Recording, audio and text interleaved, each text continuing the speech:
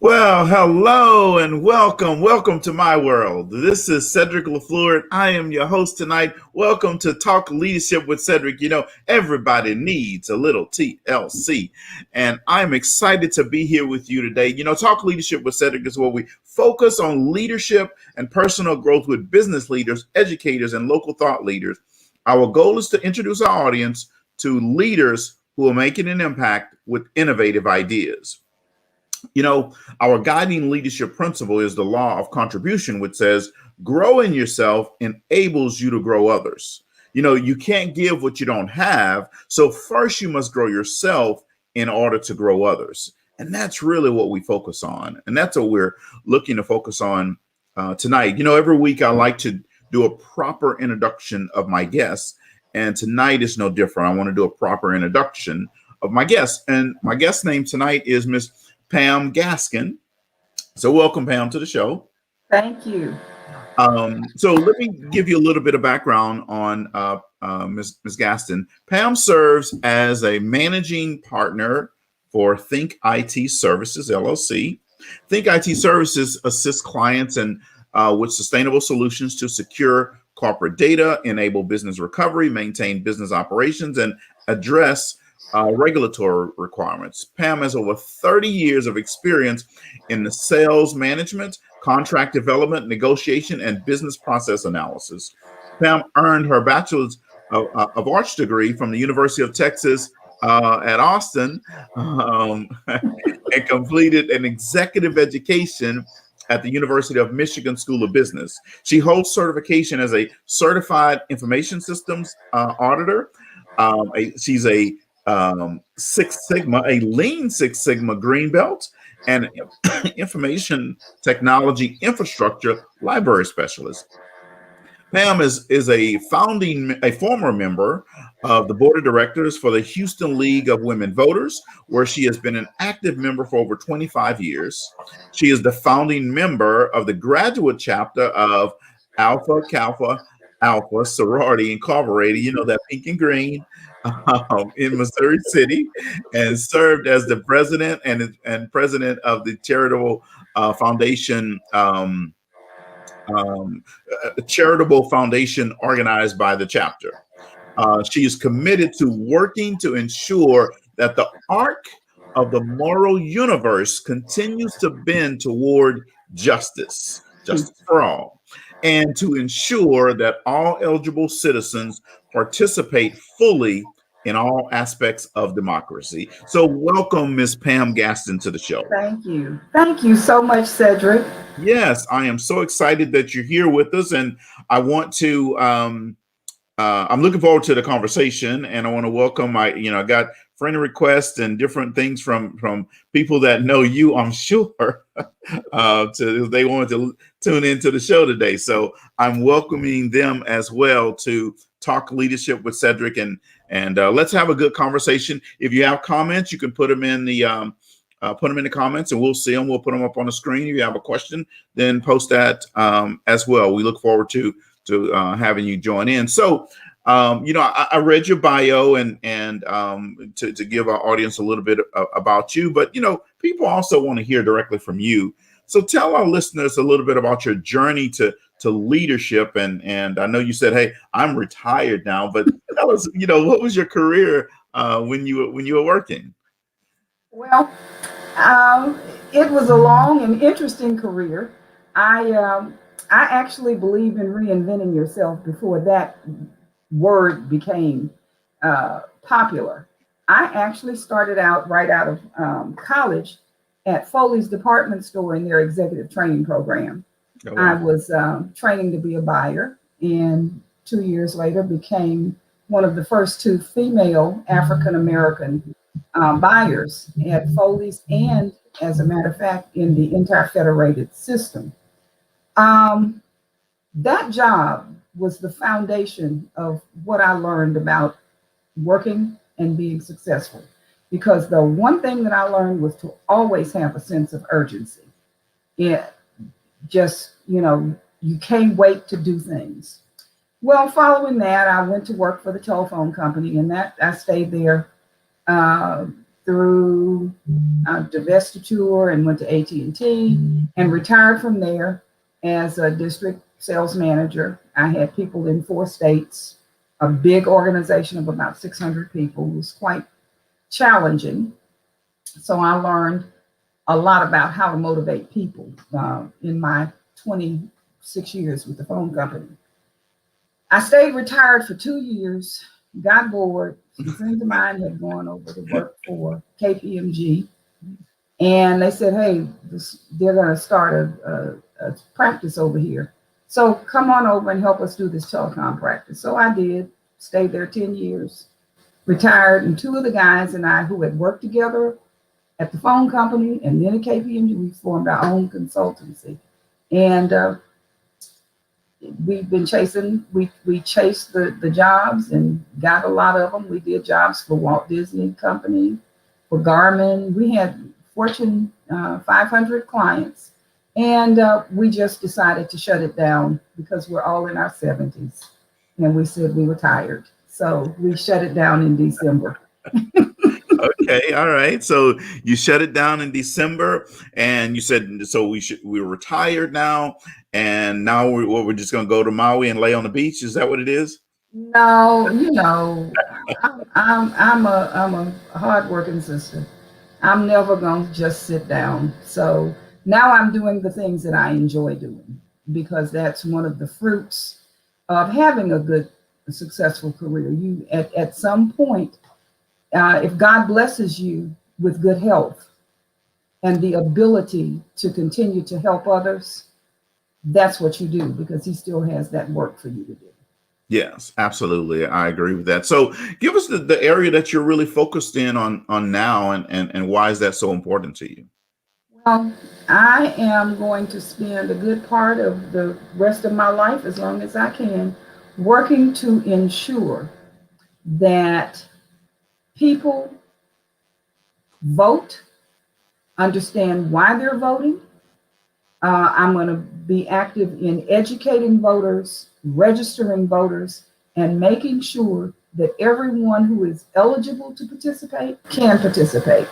That's going to require direct work with voters and potential voters, registering kids in high school, etc. But it is also going to require a lot of advocacy. And that means getting in the faces of elected officials and, just demanding that a lot of these voter suppressive tactics. We are in Texas, and this state has written the book on voter suppression. So through my work with the League of Volunteer Service with the League of Women Voters, we're going to be doing a lot of advocacy. My sorority does a lot of advocacy through our Connection organization. So we're going to be doing that. But I'm also going to be out there hitting those streets, knocking on doors, registering voters. The people at my church call me the voter lady. So okay. The voter lady is in the house. Voter lady. Okay, so let me ask you this, and we'll talk more about this as we go on this evening. But why is that so important to you? Well, I was raised in a family of activists, actually. My parents actually helped organize the NAACP in Texas. And they were doing that work when my mother was pregnant with me. And so I like to say that, I am a from the womb activist. And as Daddy used to say, that as soon as my mother felt comfortable letting us walk out the door by ourselves, they handed us a packet of flyers and said, go put these on the doors. So I can remember at 9 years old passing out flyers up and down the street. Wow. So, activism is just, we as African Americans have only won our battles in the courts. If you go back to Reconstruction, we had Reconstruction, then we had Deconstruction. But we won a lot of battles, but we only won them in the courts. And one of the saddest things about the last 4 years is that there are over 300 federal judges were appointed. Yeah. Only 2 of them look like you and me. So we got work to do in this country, because you can't, the law can't change a heart, but it can make a hard heart comply. Sure. So Yeah, absolutely. So let me ask you this. It's a great cause, but what I want to understand, and I want our audience to understand, and I don't know everything about voting rights, but I want you to help educate me and help educate our audience this evening. So, what type of impact can a person make in this voting rights space? Oh, I'm glad you asked that question. Every one of us has a voice. Every one of us lives in a community that is governed by a city council, a commissioner's court from the county. You've got representatives in Austin. You've got state reps, and you've got state senators. You got a governor. We happen to have an indicted felon for an attorney general.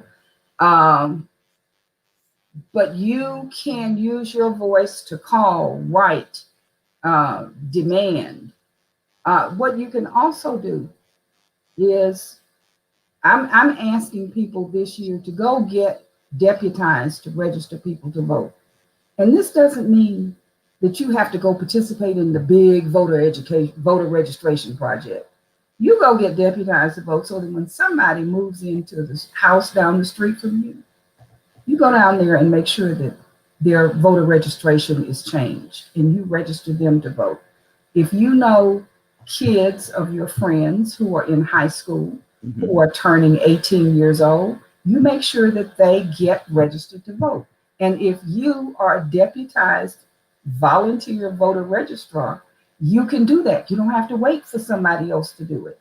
That's one of the things when you ask, what is it? What kind of impact can you make? Doesn't have to be a big impact. But every one of us who registers a voter follows up with them to make sure that they are educated about the issues, about the candidates. You're doing your part. That's how you use your voice. Okay. All right. So every voice can and should be heard, in other words, right? So, there's so much apathy that is really pervasive, and it comes out especially in our community around voting. Yes. And why is that? Well, a lot of things. So I'm gonna give you a medium length answer, because we could do a whole show on apathy. Okay. I think a lot of times people see obstacles instead of opportunity. They say, well, nothing is going to change. I have these problems. I can't find good employment. Don't have access to health care. And, why should I vote? What is voting going to do? How is that going to impact me? It is easier to believe that your vote doesn't count than to commit to doing something to make your vote count. That means you're going to study the candidates. You're going to study the issues. You're going to find somebody and say, hey, sit me down and tell me why should I vote? I'm going to tell you, you have to listen to people. If you listen to people, they'll tell you how to help them. I was doing some voter registration, and a young black man came by, and he said, oh, what are you all doing? And I said, we're registering voters. I said, are you registered to vote? And he said, oh, no, I'm not registered. I said, well, come on and get registered. No, I don't want to vote. I don't need to vote. I said, and there was another lady with me, and he started to walk off. I told her, I said, go on and keep registering. I need to go talk to him. So I followed him, and I said, young man, I said, I'm concerned. You said you didn't want to vote, but you kind of look like you wanted to vote. So tell me why. he said, well, I didn't want to say this in front of the other lady, but I have a record. I said, well, so were you convicted of a felony? He said, yes. I said, have you completed all of your uh, everything that you're supposed to do? You've done your community service, you served your time. Oh, yes, ma'am. I said, so you're off paper.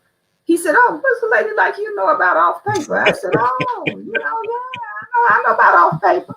So he said, well, yeah, I'm off paper. I said, well, you can register to vote. He said, I can. I said, yeah. So I registered him. An hour later, he came back with 3 friends of his who had also had felonies and were off paper. And we registered them to vote. So a lot of times people don't vote because they don't know that they can. Yeah. And, it's our job to listen and to look at those, because I could tell he wanted to vote. Mm-hmm. He wanted to vote. Yeah. So let me ask you this, Arun. This is a follow-up question to that, because I like what you did in that particular instance. So then, how do we then target those people? Is there a way, a database or something that we can target and say, here are people who were incarcerated, they were convicted, but now they have completed their service, they're off paper, if you will, and then have a campaign to target those people to help them register to vote, tell them that they are able to register to vote now. Is there something like that? Besides, no, because that's a violation of privacy. Okay. But if you know a parole officer who goes to church with you or something like that, you can talk to him and say, hey, how can we do this? I volunteer also with a group called Justice for All, and they have a project called Project Orange. And before COVID, we went to the jail, to the Harris County Jail, 3 times a year to register voters, because everybody that's in jail is not in jail because of a felony. A lot of people are in jail on misdemeanors and they couldn't make bail. They are eligible to vote. We register them. So that's kind of Project Orange. If you're, I know in Houston, the organization is Justice for All, and they run Project Orange.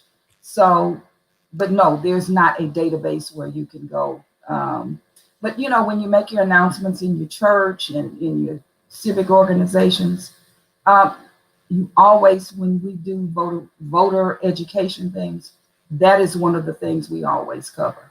And it never fails. Someone will walk up to one of us and say, hey, I need to get registered to vote. I didn't realize I could vote. Or my son is off paper. So, we just have to, I'm evangelizing now. So if you're out there, people, get your DVR, go register folks and talk to everybody you know. Don't let, if you're in the grocery store, ask to check, are you registered to vote? And if they say no, how old are you? Are you at least 17 years, 10 months old? Yeah. Well, baby, I'm fixing to register you to vote. So we just got to do this. Okay. Because we proved in this last election, and Georgia is an example for everybody. Yeah. That we overcame the obstacles. One of the other things you talked about, apathy, the powers that be do their absolute best to convince us that our vote is not, that it's hard to vote. People wouldn't work so hard to stop you from doing something if it wasn't valuable. Your vote is valuable. I'm gonna give you an example. We all know that the former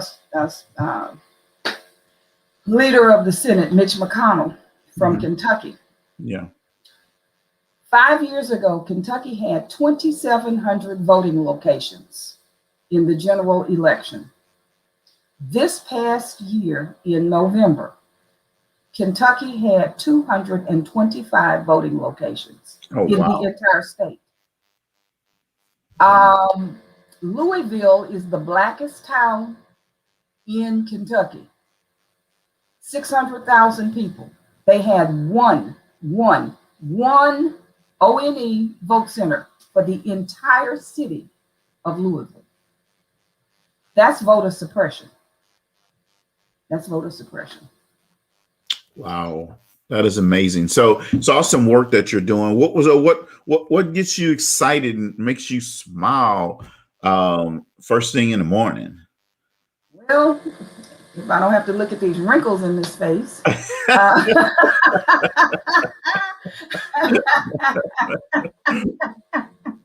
Every day is a new opportunity. And that makes me smile.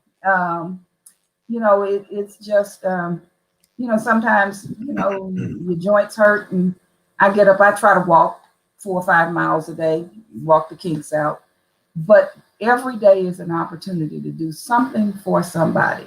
And if you can do that, I have college students. I have a couple of college students that I mentor and I keep in touch with, and I send them a little money for spending money. You just have to do something every day to help somebody. Sure. Yeah, absolutely. Well, I was once in college, and so if you want to send some people who are done with college, something, I ain't selling me that one. You can't sell me that one. I have no qualms with accepting. Okay, my pride is in check.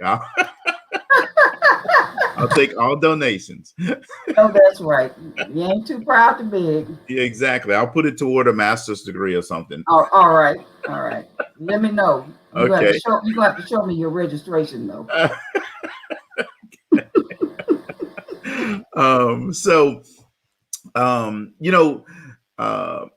In Texas, you said, we're in Texas, obviously. And so what are some of the big issues in Texas that people need to know about around voting rights? Okay. In Texas, our legislature meets every 2 years. So this is the year that they're meeting. They kicked off on last Monday, the 11th.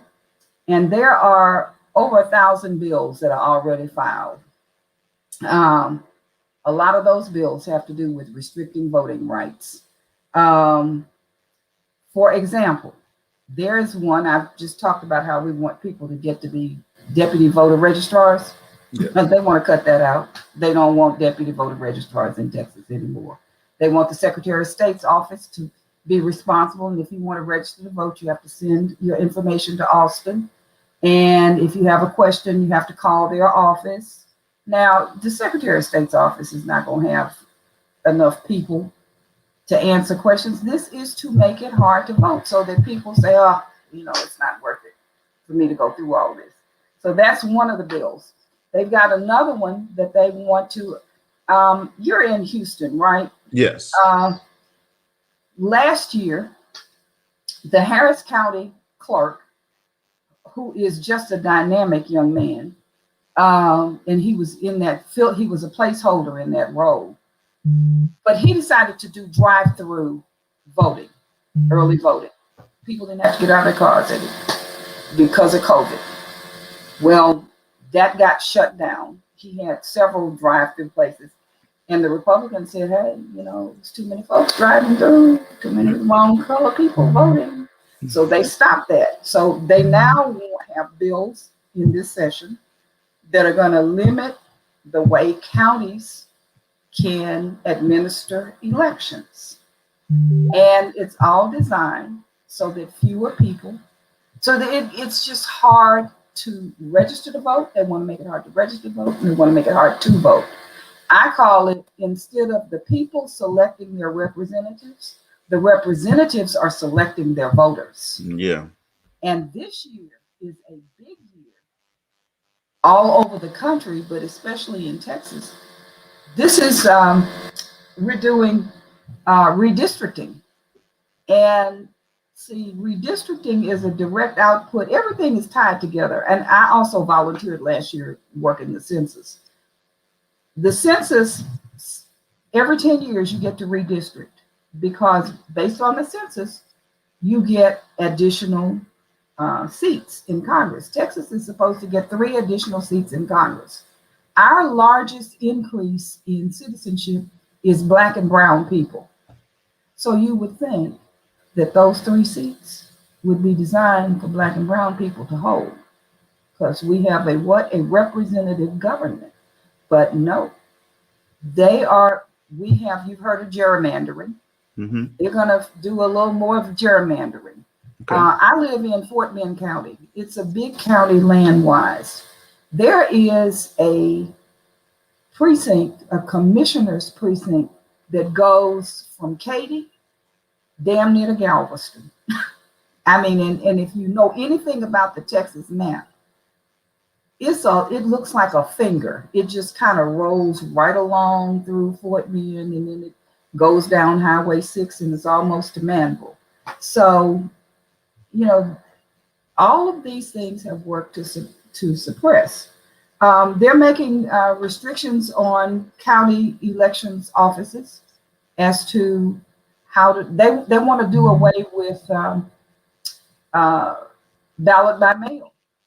They want to make ballot by mail. I think they only want it. Well, in Texas, the only 4 classes of people can vote by mail in Texas. We don't have, like Georgia has no excuse ballot by mail. So anybody who wants to vote absentee can send in a request and vote. Not so in Texas. You have to either be incarcerated, you have to be over 65 or over, and you have to be out of the county for the entirety of the election season. Or you can, let me see, what is the 4th category? Ill, you can be confined. So, that kind of limits it. And they want to do away with some of that. So voter suppression is real. Okay. And these are some issues in Texas. Okay. So let me ask you this, because, when I go to votes and I just go to my poll and I show my ID card and I vote, right? Yep. But I always hear about this, these long lines and people can't get in and there's all these different reasons. And so then it causes lower voter turnout, right? Mm-hmm. What do we need to do in order to get more people to turn out to vote?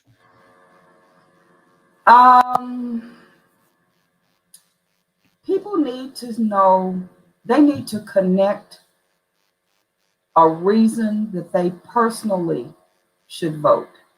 So if healthcare is an issue that affects me, if I have cancer or somebody in my family has cancer and we're getting turned down for drugs and treatments and all of that, then I'm a healthcare voter and I want to vote for somebody that's going to provide healthcare. If I am a student who has borrowed ungodly amounts of money to finish college, and I am burdened, I can't buy a house, I can barely put gas in my car, and I'm working every day, I want to see who's going to work on that. So we have to make it personal. Now, this last election, especially this that runoff election in Georgia, was a lesson, I think, for the entire country, for Black people all over. Because, they restricted the number of places. Those folks had to stand in line. But you know what? The people who prevailed stayed on message. They talked about the issues that affected the people. They talked about jobs. They talked about healthcare. And they weren't distracted by, all this other noise on the other side. So you have to make it personal to people. And then, like I said, if you register somebody to vote, follow up with them. People they like to be asked for their vote. So follow up, make sure they get out there and vote. for young people. Form little circles for them. If you got a young, eager young person who is registered to vote and is gung ho about it, get them to call their friends. Friendship circles work very well. Sure. So then, and this is kind of a follow up to that question, and especially in our community, and I can't speak for other people's community and all this type of stuff, but just in our community, if we know that we can make an impact, and we know that there are people in office that maybe don't represent us the way we want to be represented, why is it people just don't get up and go and vote? You're registered to vote, and the reason I'm asking you this question is not that you can speak for all Black people, right? But you're in this arena and you're hearing what people say and what their feedback is. Just get up and go vote. I never understand that. Two things. First thing is, I don't think that civics is being taught in the schools like it used to be. And people don't connect. I had a young lady, I was registering voters at HCC over here in Sugar Land. And a young lady walked by, she had a Gucci bag on her shoulder and she was all cute. And I said, "Are you registered to vote?" And she said, "Oh, I don't do politics." And I said, but we're laughing. Yeah. But you have heard that. I know you have. Mm-hmm. And a lot of your listeners out there have heard this. I don't do politics. So let me tell you, I have a little saying. I want us all to learn it. This is what I tell folks. Politics is practiced by politicians. Politicians make policy. Mm-hmm. Policy affects every aspect of your life. Yes. Real simple. So you can say you don't do politics. What you are really saying is, I'm turning over my life to people who don't know me and don't care about me, and who, by the way, if I don't vote, they're better off. Yeah. Well, and I like the comments by Ms. Dotson. I think it's Twyla. Yes, I'm looking at that. Yeah. You don't do politics, but politics will do you. That's right. Yeah, I absolutely agree with that. Yeah, that's definitely the case. So, we have a segment on the show, and it's called "Would You Rather." Okay, so we're going to play a quick round of "Would You Rather." All right. So indulge me. It's not going to be hard. It's not going to be difficult. It's going to be easy. All right. So I'm going to give you one of the easy ones. Right. Okay. So would you rather have free Apple products forever, or would you rather have free Wi-Fi wherever you go? Oh, I'd rather have free Wi-Fi wherever I went. Okay. All right. Would you rather know all the world's languages or speak with animals? Oh, wow. I think I'd like to speak with animals. Speak with animals. All right. Mm-hmm. All right. Would you rather be stuck in an elevator or stuck on a ski lift? On a ski lift. On a ski lift? Okay. Mm-hmm. Mm-hmm. Stuck with a guy like that? Oh, no. Oh, yeah, because, you're in nature. You're in that elevator. Oh, my God. Yeah, I'd rather not be able to see down. All right. Would you rather be an adult your whole life or be a kid your whole life? Oh, I would rather be a 4-year-old kid. A 4-year-old kid? A 4 years old.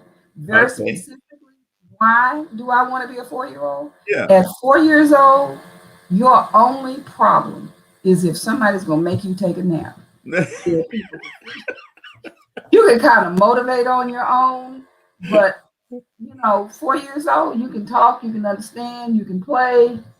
Oh, hey, make me a 4-year-old. Oh, yeah, I like Kendrick. Kendrick said the elevator would be warm, so he'd rather feel that. Okay, yeah. Well, hopefully you have on some. If you're on a ski lift, I hope you got on some warm clothes. Yeah, Fayetta said she would rather be on the ski lift as well. So a couple more here. All right. Would you rather be best friends forever with your favorite celebrity, or date the celebrity crush, date your celebrity crush for only 2 years? Oh, I'd rather be best friends forever. Best friends forever. I Okay. do the BFF thing. Okay. I mean, you gonna spend 2 years of your life dating somebody and then it's over? Well, no. Hey, you have 2 months left. It's over after that. That's right. No.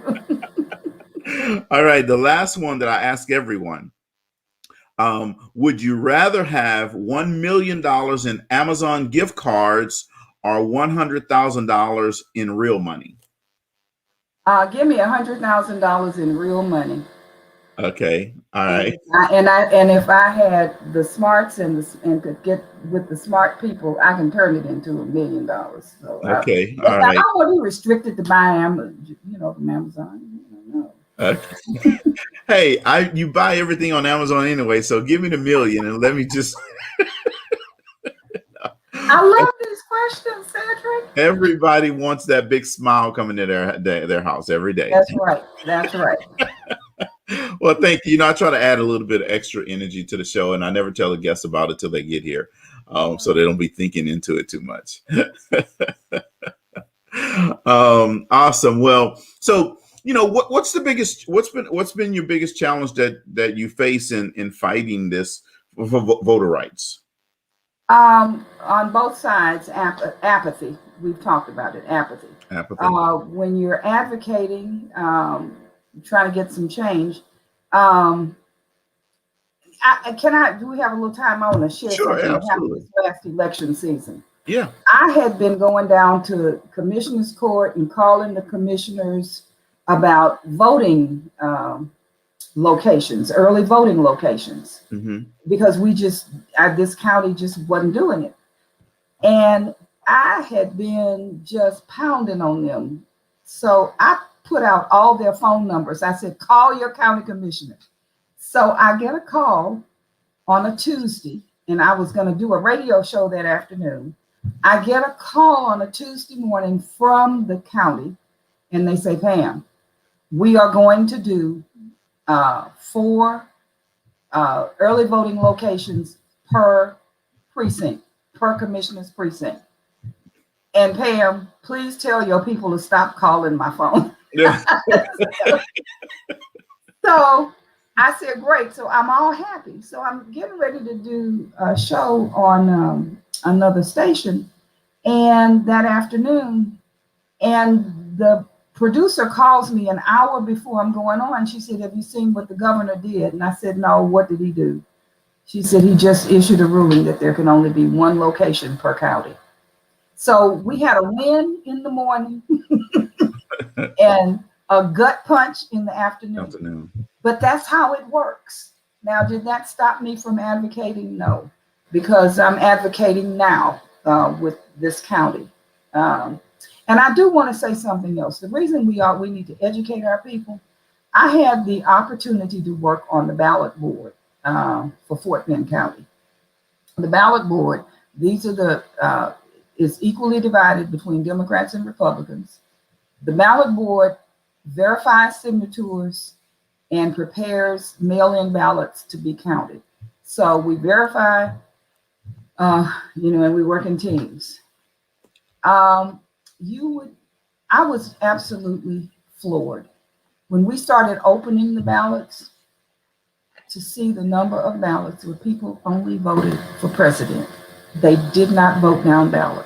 And on those down ballots that's your sheriff. These are the people you see. See, you are likely to meet your sheriff in the grocery store. You are likely to meet your state representative when you're out and about. You're not going to meet the president. Right. People only voted for president. I was just, and at first I thought it was, and of course, let me just say, I saw a couple where folks wrote in Ice Cube or one of those ices that was winning.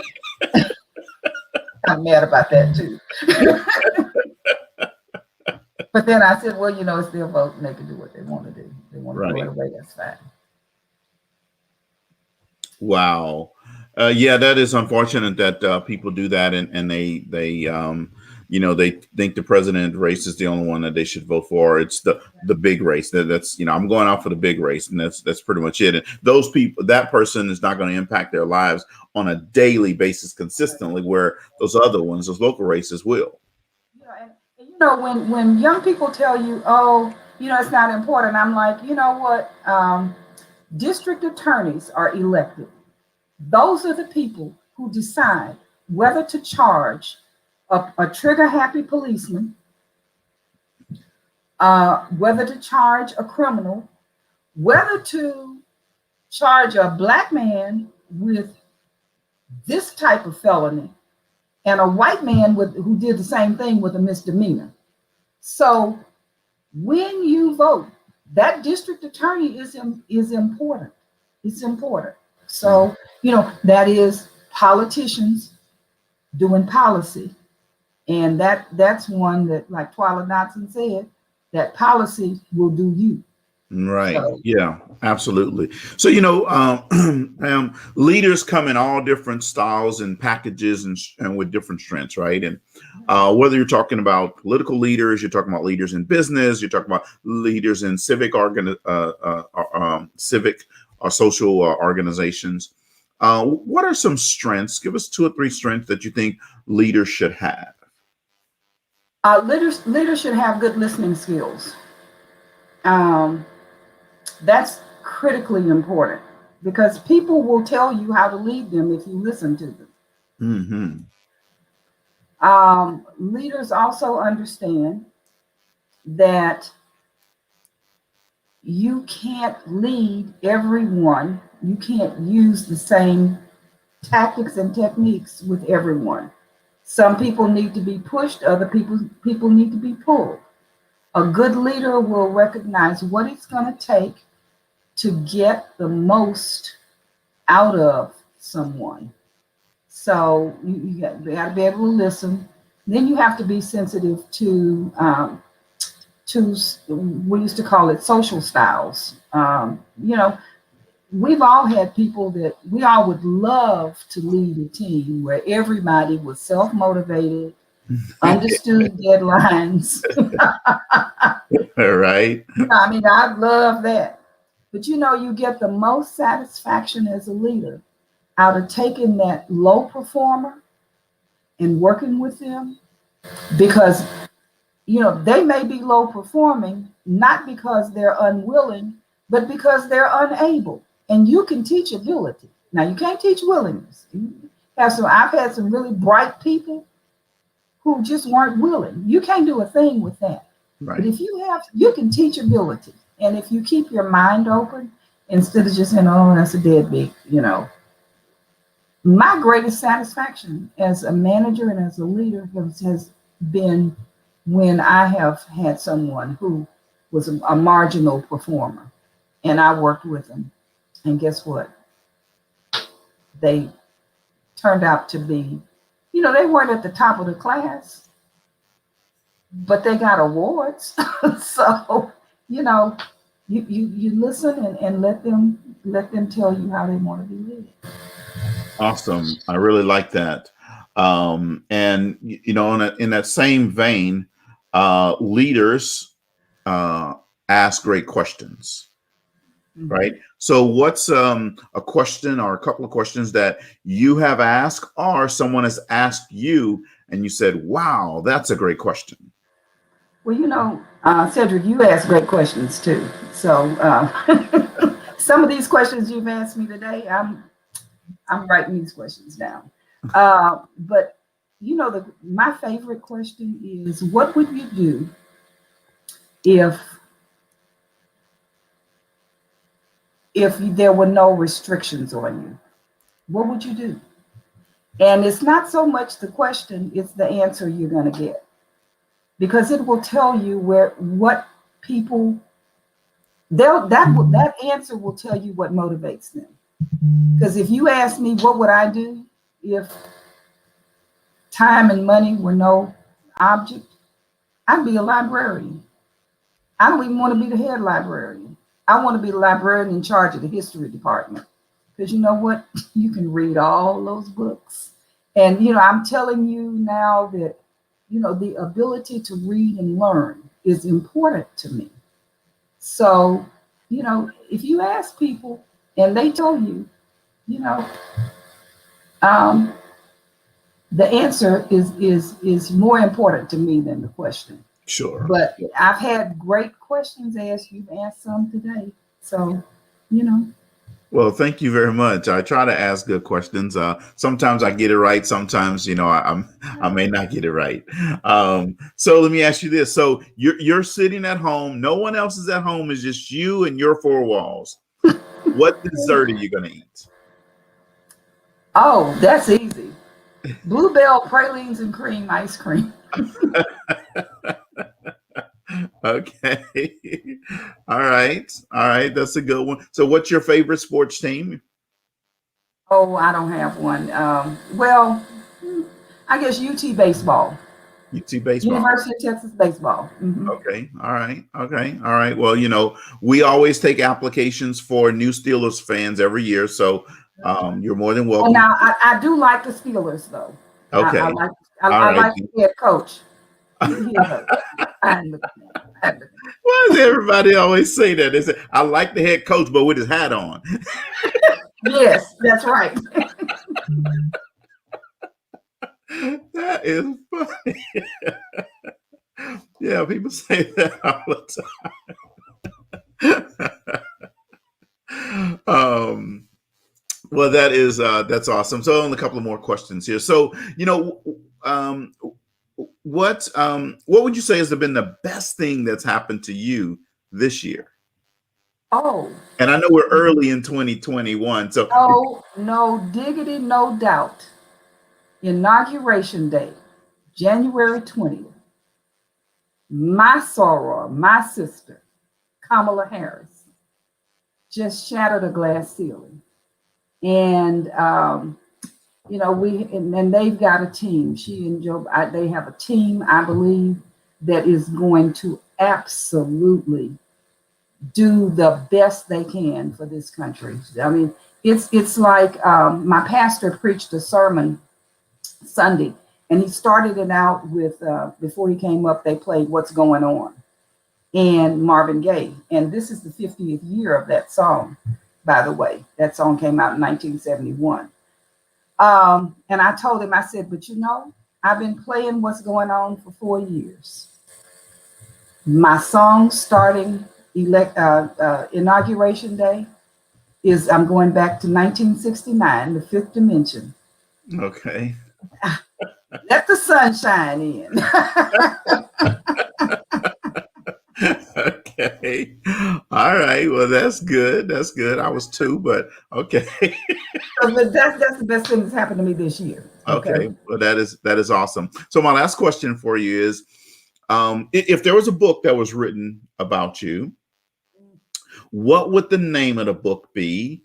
And what would the title, what would the name of the book be? And then in the back, in the summary, what would they say about you?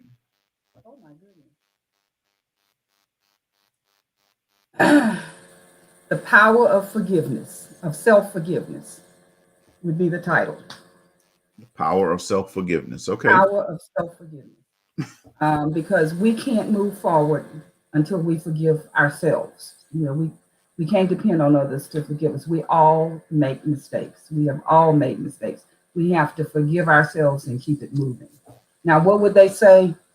You mean like in the notes? What would they say about it? Yeah, in the summary, what would it say about you? Let's see. She didn't always get it right, but she has no regrets. Oh, I like that. I like that. She didn't always get it right, but she has no regrets. That is awesome. Well, I want to take the time to thank you for coming on the show. And I also want to thank your friend and my church member, Ms. Verstein Trailer for letting me know about you and the work that you're doing. Thank you, Verstein. I know you're watching. That's my voter registration, buddy. And thank you for accepting the invite and coming on the show. Thank you for inviting me. I've enjoyed it. You're a great interviewer. You're a hard interviewer, Cedrick. An old lady think. Well, I try to give some good questions that's going to engage the audience and also help us better understand different aspects of our lives and different aspects of our world as well. So again, I thank you very much for coming on the show. So folks, tonight you were listening to Miss Pam Gaskin, and she talked a lot about voter rights and voter suppression and what things you can do in your own community to help people know more about their rights to vote and to help them get out to vote. And it's important that we all take some responsibility in helping others get out to vote just by asking a question. Maybe you don't know all the answers. You don't have to know all the answers. Maybe you just need to be that person that's facilitate a process, right? And that's really what she's saying. Be the person that facilitates a process. Go get deputized so that you can help people to vote. There may be someone that's coming out of prison that don't understand that they have the ability, if they're off paper now, to vote. It's our job to help with that. Tonight at 6:30 here in just a few minutes, I'm going to go into our other studio and Studio B, and I will be on the Black Entrepreneurs Institute. And tonight is Youth Entrepreneur Night, so we're going to be highlighting and interviewing two young people, a 16-year-old and an 18-year-old brother and sister who started their entrepreneurial ventures when they were 11 years old. So folks, I want you to come over there with us on the Empowered Living Network or on the Black Entrepreneurs Institute Facebook page and see that interview, see these young people, what they're doing. Young people are making a big difference in the world. And I want you to come and join us over there. That's at 6:30 Central Time, right after this show is over. Andrew and Amanda Nichols will be on the show. Then come back here on Facebook at 7:30 and go to the Mindset 180 Academy, and you can listen to Talk with TK, where she's going to be talking about mental performance and how she works with high-performing athletes to perform at that high level and stay at the high level, how to impact the way they think and feel about themselves, right? Remember, Talk Leadership with Cedrick is on the radio every Thursday at 2 p.m. Central on the IBGR network. So thank you guys for tuning in tonight. And I want to leave you with the thing I tell you every night. If you're not at the table, you're on the menu, and don't be on the menu. Thank you guys and good night.